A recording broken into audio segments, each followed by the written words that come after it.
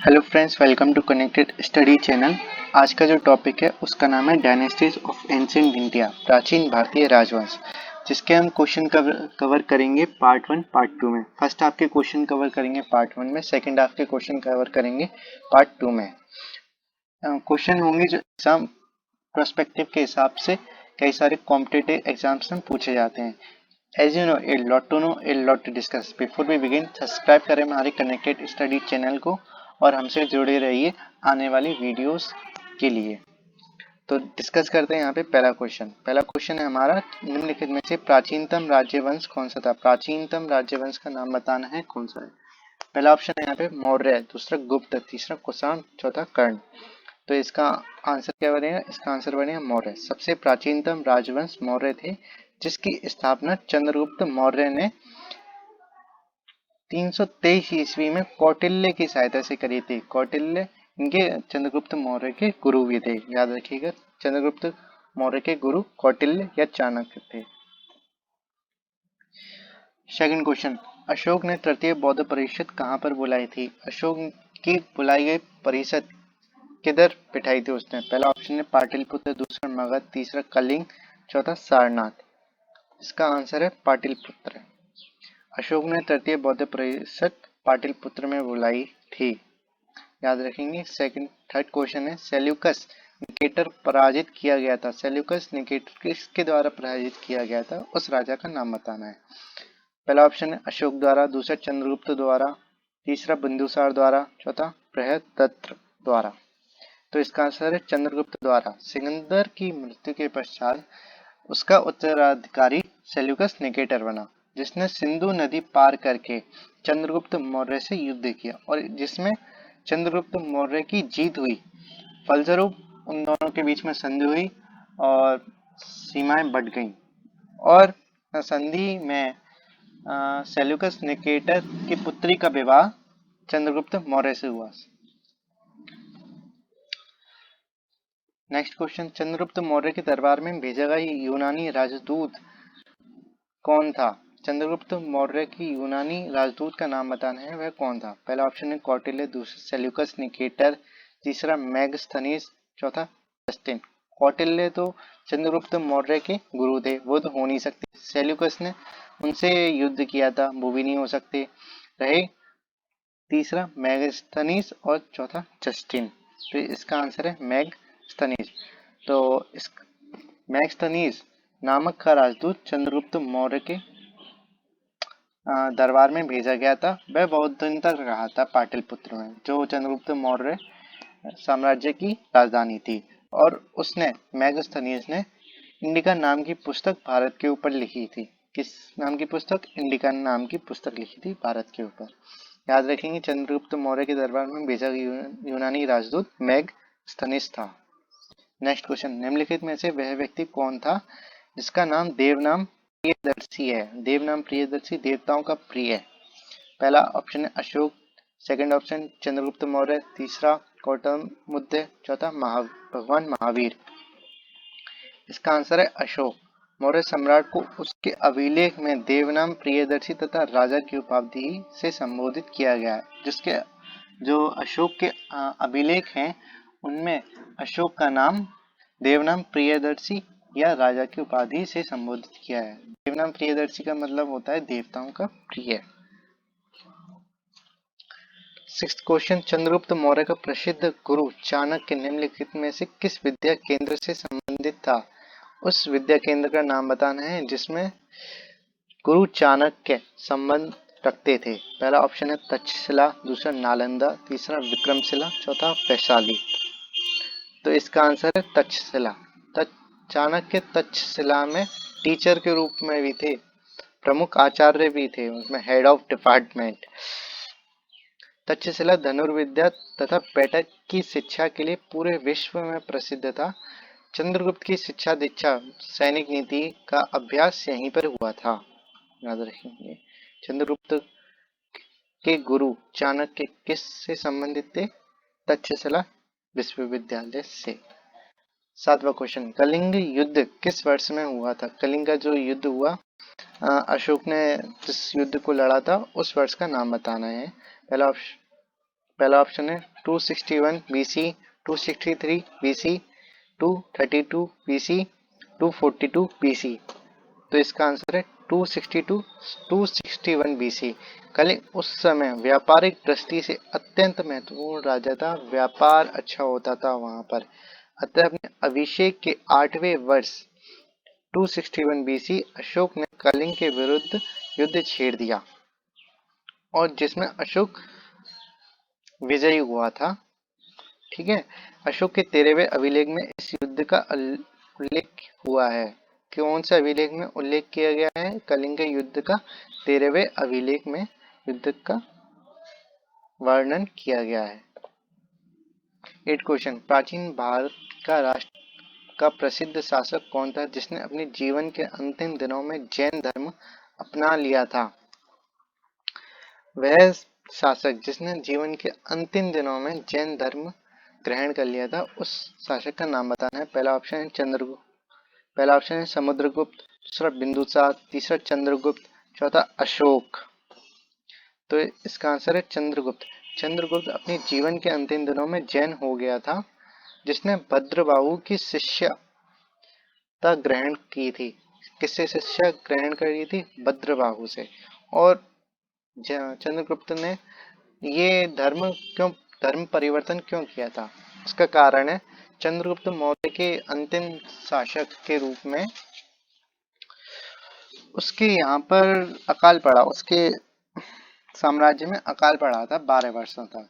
उसने कई प्रयास किए कि अकाल खत्म हो जाए, समाप्त हो जाए, पर वो ऐसा ना हो सका, जिससे वो चिंतापूर्ण में आकर उसने अपना धर्म परिवर्तन किया और संन्यास ग्रहण करके अपने बेटे को साम्राज्य सौंप दिया गया। और कहाँ पर गए वो दोनों? भद्रबाहु के शिष्य लेकर कहाँ गए? श्रवण बेलगोला, मैसूर में तपस्या करने चले गए।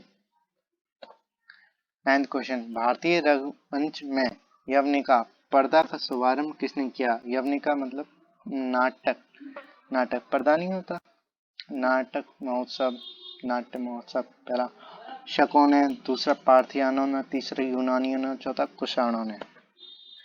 तो इसका आंसर है यूनानियों ने। भारतीय रंगमंच में यवनिका का शुभारंभ यूनानियों द्वारा माना जाता है। यूनानियों को मनोरंजन के रूप में नाटक प्रिय थे और संभवतः उत्तर पश्चिम भारत के ग्रीको बैक्ट्रियन राजाओं ने अपने दरबार में कुछ नाटक अवश्य देखे होंगे। इस वजह से भारतीय रंगमंच में पर्दा या नाटक का शुभारंभ हुआ था। किसने किया था? यूनानियों ने। नेक्स्ट क्वेश्चन, जूनागढ़ शिलालेख का संबंध किससे है? जूनागढ़ शिलालेख का संबंध बताना है। पहला ऑप्शन है रुद्रदमन से, सेकंड ऑप्शन बिंबिसार से, तीसरा चंद्रगुप्त द्वितीय से, चौथा गौतमीपुत्र सतकर्णी से। तो इसका आंसर है रुद्रदमन से। शकों का सबसे प्रतापी शासक था रुद्रदमन, जिसने गुजरात के एक बड़े भाग पर शासन किया था। रुद्रदमन ने ही सबसे पहले विशुद्ध संस्कृत भाषा में लंबा अभिलेख, जूनागढ़ अभिलेख जारी किया। जिसने सबसे पहले अभिलेख जारी किया था रुद्रदमन ने, विशुद्ध संस्कृत मतलब कि शुद्ध संस्कृत भाषा में अपना अभिलेख जारी किया था, जूनागढ़ अभिलेख। नेक्स्ट क्वेश्चन, सातवाहन अपने सिक्के मुख्यतः किस धातु से बनाते थे? पहला ऑप्शन है शीशे से, सेकंड सिल्वर से, थर्ड गोल्ड से, फोर्थ कॉपर से।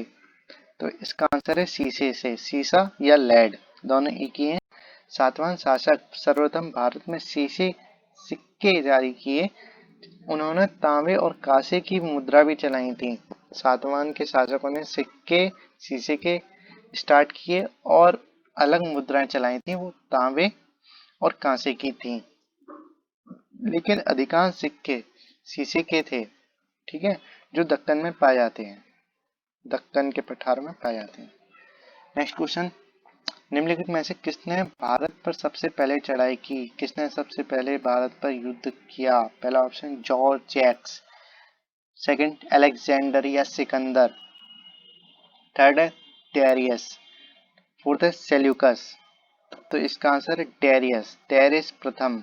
ईरान के शासक डेरियस प्रथम ने सर्वप्रथम भारत पर चढ़ाई की थी? डेरियस ने कंबोज, पश्चिमी गांधार और सिंध को जीत लिया था। जिसने कंबोज, पश्चिमी गांधार राज और सिंध को जीत लिया था, उसने 23 प्रांतों में विभाग कर दिया, जिसको क्षत्रप कहा जाता है, जिसके शासक काल को क्षत्रप कहा जाता है। नेक्स्ट क्वेश्चन, भारत में प्रथम स्वर्ण मुद्रा किसने चलाई थी? सोने की मुद्रा किसने चलवाई थी? पहला ऑप्शन है कुषाण, सेकंड यूनानी, थर्ड शक, चौथा पार्थियन। तो इसका आंसर है यूनानी। भारत में सर्वप्रथम सोने की सिक्कियां चलवाई थी यूनानियों ने, जिनकी मात्रा कुषाण के शासक काल में बढ़ गई थी। कुषाणों के शासक काल में बढ़ गई थी। नेक्स्ट क्वेश्चन, ईस्वी सन 78 से प्रारंभ होने वाले शक संबंध का संस्थापक कौन था? जिसने हमारा कैलेंडर, हिंदू कैलेंडर का निर्माण किया था, उसका नाम बताना है। पहला option Kanishka, second Ashoka, third Chandragupta, fourth Vikramaditya. तो इसका आंसर है कनिष्क। ईस्वी सन 78 से प्रारंभ होने वाले शक संबंध का संस्थापक कनिष्क था। हिंदू कैलेंडर बनाया गया था कनिष्क के द्वारा, जिसको हम आज हिंदू कैलेंडर बोलते हैं और शक संबंध के नाम से संबोधित करते हैं। आज कौन सा शक संबंध चल रहा है बताइए? तो इसका आंसर आप कमेंट बॉक्स में दिएगा। 15 चरक किसके दरबार में प्रसिद्ध चिकित्सक थे? चरक एक वैद्य गुरु थे, जिसने बहुत सारी किताबें भी लिखी थी स्वास्थ्य के ऊपर, और वो किसके दरबार में चिकित्सक थे ये बताना है।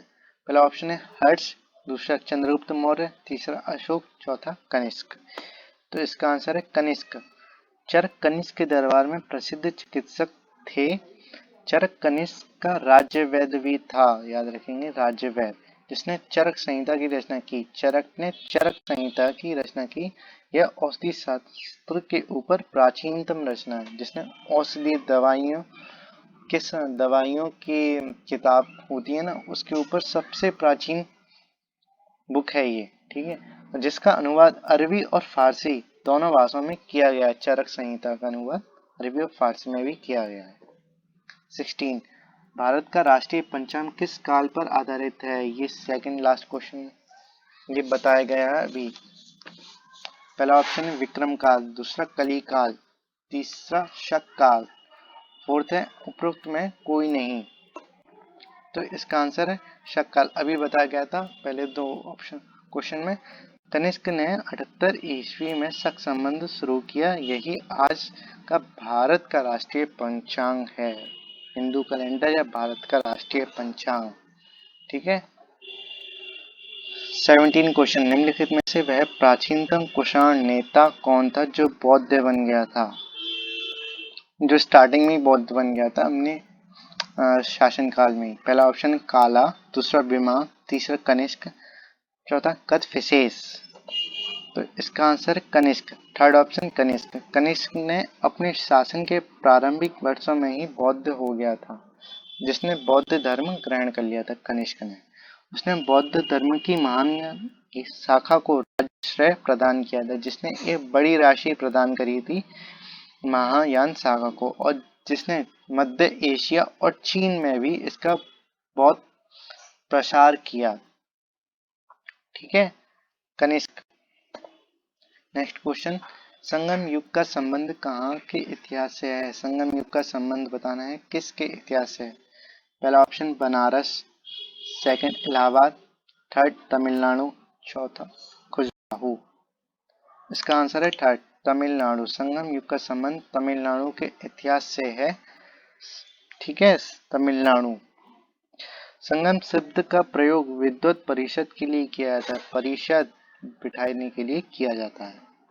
नेक्स्ट क्वेश्चन, संगम काल में रोमन व्यापार का केंद्र बताइए। पहला ऑप्शन मदुरै, दूसरा अरिकमेदु, तीसरा मोहर, चौथा मुसीरी। मसूरी नहीं है, मुसीरी। तो इसका आंसर है फोर्थ ऑप्शन मुसीरी। चेर राजवंश के अंतर्गत महत्वपूर्ण व्यापारिक केंद्र थे मुसूरी, टोंडी, बांदार तथा फर्जी। रोमन के मसूरी में अंगस्टक्स का मंदिर बनवाया था? रोमनों ने, जो रोमन राज्य के थे, जिसने मसूरी में एक अगस्टस का मंदिर भी बनवाया था। 20 क्वेश्चन, राजा खारवेल किस चेदी वंश के महानतम शासक थे? चेदी वंश के किस शासक का वंश के महानतम राजा थे? पहला ऑप्शन चोल मंडलम, दूसरा कलिंग, तीसरा कन्नौज, फोर्थ ऑप्शन है पुरुषपुर। तो इसका आंसर है सेकंड, कलिंग। खारवेल कलिंग के तीसरे राजवंश के चेदी वंश से संबंधित है। खारवेल को एरा मारेस महामेघवान एवं कलिंग अधिपति कहा गया है। राजा खारवेल कलिंग के तीसरे चेदी वंश के राजा थे, जिसको एरा महाराज मेघवाहन एवं कलिंग का अधिपति कहा गया। अधिपति मतलब कि अधिकारी। ठीक है। 21 क्वेश्चन, मौर्य साम्राज्य के तत्काल बाद किस वंश ने आकर मगध राज पर शासन किया? मौर्य वंश का पतन होने के बाद किस वंश ने आकर पूरे मगध पर शासन किया? उस वंश का नाम बताना है। पहला ऑप्शन सातवाहन, सेकंड है सुंग, थर्ड है नंद, फोर्थ है कण्व। तो इसका आंसर है सुंग, सुंग डायनेस्टी। मौर्य साम्राज्य के पतन के बाद सुंग वंश का काल रहा। इस वंश की स्थापना पुष्यमित्र सुंग ने की। किसने की? पुष्यमित्र सुंग। पुष्यमित्र सुंग ने 185 ईसा पूर्व में अंतिम मौर्य शासक बृहदत्त की हत्या कर इस वंश की स्थापना करी थी। किसकी हत्या कर? मौर्य साम्राज्य के किस राजा की हत्या कर इस सुंग डायनेस्टी की स्थापना करी थी? वह था बृहदत्त। नेक्स्ट क्वेश्चन, प्राचीन चोल साम्राज्य की राजधानी कहाँ पर थी? चोल साम्राज्य की राजधानी का कहाँ पर है? पहला उदयपुर, दूसरा कावेरी पट्टिनम, तीसरा तंजावुर, फोर्थ है मदुरई। तो इसका आंसर है फर्स्ट ऑप्शन उदयपुर। शुरू में इसकी राजधानी तिरुचिरापल्ली में उरेयूर में स्थित थी, लेकिन बाद में इसे बिहार में स्थानांतरित कर दिया गया। पहले ये राजधानी तिरुचिरापल्ली में उरेयूर में स्थित थी, फिर बाद में इसको बिहार में बदल दिया गया, जिसे कावेरी पट्टनम के नाम से जाना जाता है। प्राचीन राजधानी थी उरेयूर, फिर उसके बाद जो बनी वो थी कावेरी पट्टिनम, याद रखेंगे। 23, सातवाहन का सबसे बड़ा शासक कौन था? सातवाहन डायनेस्टी का सबसे बड़ा शासक का नाम बताना है। First option Satakarni, second Gautamiputra, तीसरा सिमुक, फोर्थ है हाला। तो इसका आंसर है सेकंड गौतमीपुत्र। इतिहासकारों द्वारा गौतमीपुत्र सतकर्णी 78 से 102 ईस्वी को सातवाहन में सबसे महानतम शासक माना जाता है, जिसका ठीक है, ये इतिहासकारों ने माना है कि गौतमीपुत्र सातवाहन के सबसे महानतम शासक में से एक था। उन्होंने यवनों, शाक्यों और पल्लवों को पराजित किया था और सातवाहन वंश का प्राचीन गौरव पुनः स्थापना की थी। याद रखें, गौतमीपुत्र जिसने यवनों, शाक्यों और पल्लवों को पराजित किया था। और अपने शासन काल में उन्होंने 2 अश्वमेध यज्ञों का भी आयोजन किया था। ठीक है। 24, सातवाहन साम्राज्य के संस्थापक कौन थे? साम्राज्य का संस्थापक का नाम बताना है। पहला ऑप्शन कान्हा, दूसरा शिमुक, थर्ड है हाल, फोर्थ है गौतमीपुत्र। तो इसका आंसर है शिमुक। सातवाहन साम्राज्य की स्थापना करी थी शिमुक ने। माना जाता है कि उसने रतिकों और भोजन की सहायता से दक्कन में सुंग शक्ति को नष्ट कर दिया था। किसकी शक्ति को नष्ट कर दिया था? सुंग शक्ति को नष्ट कर दिया। और शिमुक ने 23 वर्षों तक शासन किया और उसके बाद उनके भाई थे, शिमुक के भाई कान्हा ने उनका गला काटकर उनकी हत्या कर अपना शासन स्टार्ट किया। 24 का आंसर था शिमुक। 25, गांधार कला किन 2 कलाओं का संयोजन है?